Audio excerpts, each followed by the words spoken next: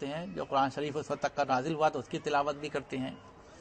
تو اسد بن زرارہ جو چاہتے تھے کہ اسلام مدینے میں جلدی سے جلدی پھیل جائے، وہ ان کو ایک اور وہاں کے سردار تھے سعد بن معاذ، ان کے محلے میں لے جاتے ہیں اور کہتے ہیں یہ بہت ہی بااثر شخصیت ہے، اگر یہ اسلام قبول کر لے تو ہماری تحریک کو کافی فائدہ ہوگا، تحریک ہماری پھلنے پھولنے لگے گی۔ چنانچہ اسی محلے میں جا کر کے وہاں کنویں کی جگہ پر بیٹھ گئے۔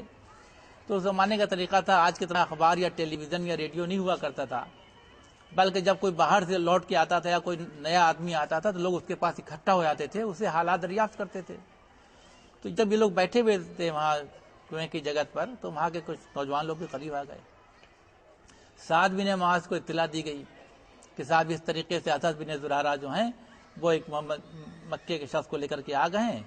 تو ان کو یہ تشویش ہوئی کہ ہمارے نوجوانوں کو یہ نہ بہکا دے، لہذا سعد بن معاذ خود تو وہاں پر نہیں آئے، بلکہ وہ سعید بن حذیر ان کے عزیز تھے، ان کو بھیجا کہ جاؤ اور جا کر کے دیکھو، ان کو سختی سے ان کو بھگا دو وہاں سے۔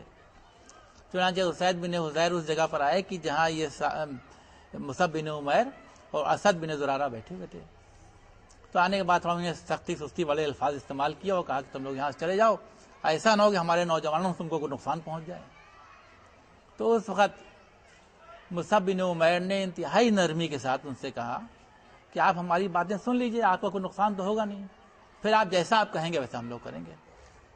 چنانچہ اسید بن حذیر جو تھے وہاں بیٹھے، اب مصعب بن عمیر نے کچھ اسلام کی کچھ خصوصیات بیان کی اور قرآن شریف کی کچھ آیتوں کی تلاوت کی۔ تو اس کا اثر پڑا اسید بن حذیر پر، کہاں تو لڑنے مرنے کے لیے آئے تھے اور کہاں انہوں نے کہا کہ اگر کوئی شخص آپ کی جماعت میں شامل ہونا چاہے تو اس کو کیا کرنا ہوتا ہے۔ صلوات بھیجیں آپ حضرت محمد۔ اگر کوئی شخص آپ کی جماعت میں داخل ہونا چاہے تو کیا کرنا ہوتا ہے؟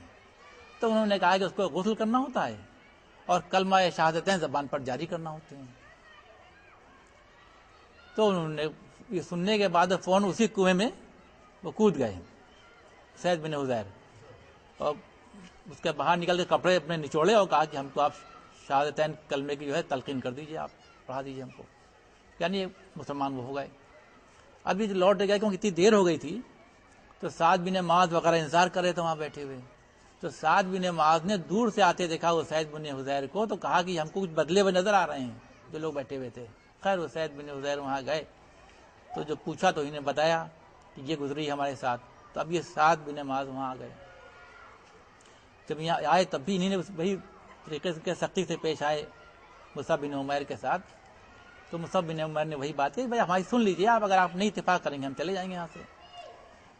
تو خود مصعب بن عمیر سے روایت ہے کہ بخدا ہم نے قرآن کی تلاوت بھی ان کے سامنے شروع کی تھی کہ ہم کو ان کے چہرے پر، سعد بن معاذ کے چہرے پر اسلام کا جلوہ نظر آنے لگا، اور انہیں کہا کہ ٹھیک ہے، فورن اپنے ایک آدمی سے کہا کہ جا کے کپڑے لے کر کے آؤ، کپڑے منگوائے، وہیں انہوں نے غسل کیا اور وہ بھی مسلمان ہو گئے۔ اور اس کے بعد انہوں نے مصعب بن عمیر کا ہاتھ پکڑ کر کے لے گئے، اپنے تمام خاندان اور قبیلے والوں کو اکٹھا کیا اور کہا کہ جب تک یہ کلمات تم لوگ بھی اپنی زبان پر جاری نہیں کر لوگے اس وقت تک ایک دوسرے سے بات کرنا بھی حرام ہے۔ ان کی بات لوگ مانتے تھے، تو پورا ان کا خاندان اور قبیلہ جو تھا مسلمان ہو گیا۔ صلوات بھیجیں آپ حضرات۔ اور اسی لیے دیکھیے، آپ دیکھیں گے کہ یہ جو ہے ہجرت سے پہلے ہی مدینے میں نماز جمعہ قائم ہوئی ہے، اس لیے کہ مسلمانوں کی تعداد اتنی بڑی ہو گئی تھی کہ ایک جگہ اکٹھا ہونے کے لیے انتظام کرنے کی ضرورت تھی۔ یہ اسلام کا نظام ہے کہ وہ نماز جمعہ کے تحت ایک بستی کے لوگ اکٹھا ہو جائیں، چنانچہ اجازت لے کر کے رسول اللہ سے انہوں نے نماز جمعہ قائم کی۔ تو نماز جمعہ رسول اللہ کی ہجرت سے پہلے ہی مدینے میں قائم ہو گئی۔ صلوات بھیجیں آپ حضرات۔ اب کیونکہ میں نے تذکرہ کیا سعد بن معاذ کا، اس لیے عرض کر دوں کہ بہت جلیل القدر صحابی تھے یہ، اور ان کا بہت اثر تھا مدینے میں۔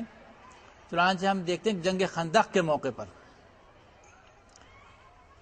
یہ بھی موجود ہیں مورچے پر، ان کے تیر لگتا ہے تو بتاتے ہیں کوئی ایسی نس ہے کہ اس میں اگر تیر لگتا ہے تو خون بہنا رکتا نہیں، اس کا کوئی علاج نہیں تھا اس زمانے میں، انسان کے جسم کا سارا خون نکل جاتا تھا، آدمی مر جاتا تھا۔ تو اسی نس میں ان کے بھی تیر لگ گیا جنگ خندق کے موقع پر سعد بن معاذ کے۔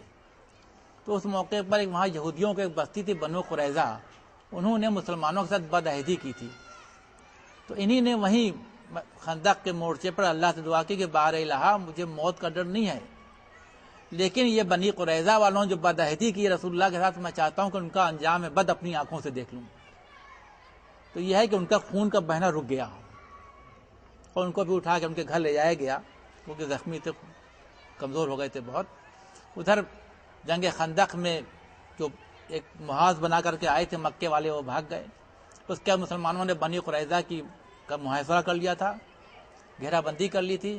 تو بنی قریظہ والوں سے کہا کہ تم نے جو ہمارے ساتھ بدعہدی کی، اس کی کیا سزا دی جائے؟ تو انہوں نے کہا کہ سعد بن معاذ کو حکم بنا دیے، جیسا وہ فیصلہ کریں گے ہم کو منظور ہوگا۔ یہ ان کا، وہ سمجھتے تھے کہ سعد بن معاذ سے ہمارے پرانے تعلقات ہیں تو یہ ہمارے ساتھ مروت کر دیں گے، لیکن سعد بن معاذ نے فیصلہ سنایا کہ جتنے جوان ہیں سب کو قتل کر دیا جائے، جتنے جوان ہیں ان کو قتل کر دیا جائے، اور عورتوں کو جو ہے کنیزی میں لے لیا جائے، اور صرف ان لوگوں کو جو ایک دم بڈھے تھے، جنگ کے لائق جو لوگ نہیں تھے، ان کے لیے کہہ دیا گیا کہ یہ جو ہے اپنا سامان جتنا اٹھا سکتے ہیں اتنا لے کے چلے جائیں، باقی سارا سامان چھوڑ دیں یہاں۔ یعنی جلاوطنی بھی ان کو ملی، قتل کرنا پڑی۔ تو یہ اس طریقے سے ان کا انجام آپ کی سعد بن معاذ کے ذریعے ہوا۔ اسی کے بعد اسی ان کے انجام ہو گیا، اسی کے بعد ان کا خون کا بہنا جو ہے پھر جاری ہوا اور سعد بن معاذ کی شہادت نصیب ہوتی ہے، اور رسول اللہ خود بنفس نفیس سعد بن معاذ کے جنازے میں شریک ہوئے۔ میں آپ کو متوجہ کرنا چاہتا ہوں کہ جب سوچیے، اور رسول اللہ صلی اللہ علیہ وسلم کے بارے میں یہ دیا ہوا روایت میں صراحت ہے کہ آپ نے میت کے چاروں جو کونے ہوتے ہیں باری باری سے ان میں کندھا دیا، اس کو تربیع کرنا کہتے ہیں عربی زبان میں، اور خود اپنے ہاتھ سے سعد بن معاذ کو قبر میں لٹایا۔ لیکن جب قبر میں لٹایا تو رسول اللہ ایک جھٹکا سا محسوس ہوا، چہرہ ان کا متغیر ہو گیا۔ جو وہاں لوگ موجود تھے، اصحاب موجود تھے، ان کے یا اللہ کے رسول یہ کیا آپ کی حالت ہو رہی ہے؟ تو آپ نے فرمایا کہ سعد بن معاذ پر عذاب ہو رہا ہے، یہ فشار قبر میں مبتلا ہیں۔ تو لوگوں نے حیرت سے پوچھا کہ کیا سعد بن معاذ ایسے شخص کے لیے بھی فشار قبر ہے؟ تو آپ نے فرمایا کہ ہاں، وہ اپنے اہل خانہ کے ساتھ سختی سے پیش آتے تھے۔ دیکھیے یہ اسلام کی تعلیم ہے کہ سختی سے پیش آتے تھے، درستگی سے پیش آتے تھے، یہ اللہ کو پسند نہیں ہے۔ تو بھلے ہی ایک شخص ایسا ہے جس نے جہاد میں حصہ لیا، جس نے اسلام لانے میں سبقت کی اور لوگوں کو اسلام کے دائرے میں لے آیا، لیکن انسانی حقوق کی ادائیگی میں جو کوتاہی تھی وہ بھی قابل معافی نہیں ہے، اس کی کچھ نہ کچھ سزا بھگتنی پڑے گی۔ یہ میں نے آسان اس لیے عرض کیا کہ ہم لوگ جو ہے ان چیزوں کی طرف متوجہ نہیں ہوتے کہ سماجی ہماری ذمہ داری کیا ہے۔ ہم لوگ اگر رسول اللہ صلی اللہ علیہ وسلم کی سیرت کو ہم دیکھیں، اور جو جناب خدیجہ نے ان کا تذکرہ کیا کہ آپ مہمان نوازی کرتے ہیں، آپ دوسرے کو دکھ و درد میں شریک ہوتے ہیں، دوسروں سے صلہ رحمی کرتے ہیں۔ صلہ رحمی کے معنی کیا ہے؟ صلہ رحمی کے معنی رشتوں کو جوڑنا، تعلقات کا منقطع کر لینا، اس کو قطع رحمی کہتے ہیں، اور رشتوں کو بنائے رکھنا یا رشتوں کو جوڑنا، اس کو صلہ رحمی کہتے ہیں۔ تو صلہ رحمی کا بہت اجر و ثواب ہے، اور قطع رحمی کے بارے میں آپ نے عرض کیا کہ وہ چیز اچھی نہیں ہے۔ صلوات بھیجیں آپ حضرات محمد۔ تو ہر انسان کی انفرادی ذمہ داری بھی ہے اور سماجی ذمہ داری بھی ہے، اور کہیں پر اگر ٹکراؤ پیدا ہو جائے انفرادی زندگی اور سماجی زندگی میں، یعنی میں یہ سوچ رہا ہوں کہ میں آسانی سے اپنی زندگی گزار رہا ہوں، گیا کام پر گیا، کما کر کے لے آیا، بس میں اپنے حال میں مگن ہوں، لیکن جس سماج یا جس سوسائٹی میں ہم رہ رہے ہیں اس میں فساد پایا جاتا ہے، اس میں گڑبڑیاں پائی جاتی ہیں، اور ہم اس کی طرف کچھ توجہ نہ دیں، تو اسلام اس کی اجازت نہیں دیتا۔ جس طریقے سے ایک لفظ ہے کہ اس کو خود بھی کلمہ ہونا چاہیے، محمل نہیں ہونا چاہیے، اور عبارت ہے اس کا بھی مفہوم ہونا چاہیے، اسی طریقے سے جو سماج ہے، جس سوسائٹی میں ہم رہ رہے ہیں، اس کی سمت بھی صحیح ہونی چاہیے، سماج کی سمت درست ہونی چاہیے، اور ہر شخص کی ذمہ داری ہے کہ اس سماج کی اصلاح کی کوشش کرے، اور ورنہ دوسری صورت یہ ہے کہ وہ وہاں سے ہجرت کر جائے۔ میں آپ سامنے قرآن کریم کا حکم اس سلسلے میں پیش کرنا چاہتا ہوں، باقاعدہ قرآن شریف میں حکم موجود ہے۔ یہ دوسری بات ہے کہ جب ہم واقعہ کربلا کا تذکرہ کرتے ہیں تو قرآن کی ان آیات کو پیش نظر نہیں رکھتے، ہم یہ تو کہہ دیتے ہیں کہ رسول اللہ کے نواسے تھے امام حسین علیہ السلام،